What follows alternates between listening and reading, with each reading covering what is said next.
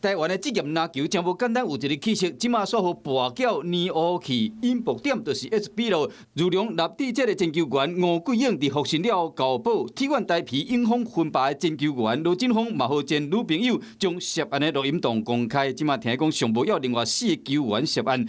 而且是还未公开录音档，体院5个球队唔那本土球员，连外国洋将嘛牵涉在内。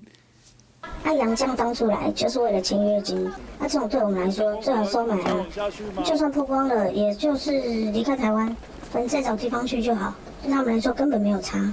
球员牵涉跋筊的对话记录已经伫网络，互人咧传来传去。就讲听朋友讲，对上海神、台中太阳赛前都已经出货啊。分霸今仔日敢有算？敢是要变中信？佫使用纠正讲中信无比赛，甚至断定分霸一定输的。而且讲伊本身也未买，佫问讲因敢是偷走，爱去问个清楚。对个佫直接下指导棋讨论扭开比数，检警继续咧搜证。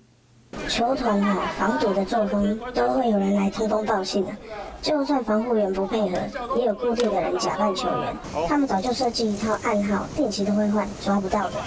虽然比赛时球员未当用手机啊，也佫随对这个大型的运动防护员，敢会做助手替因落度，连教练嘛被指控讲牵涉到暗中指导战术，甚至连裁判都互人指控讲敢若有经营非法的球板。后个月初早起，篮协将邀请3大联盟的代表，针对要怎防止拍假球甲跋筊的代志，召开紧急的整合会议，就是希望重新佫出台职业篮球，唔通好拍假球的案件影响到。Hello， 我是郑慧良，想要抢先掌握最及时的新闻资讯吗？赶快订阅、按赞、开启小铃铛，锁定华视新闻的 YouTube 频道。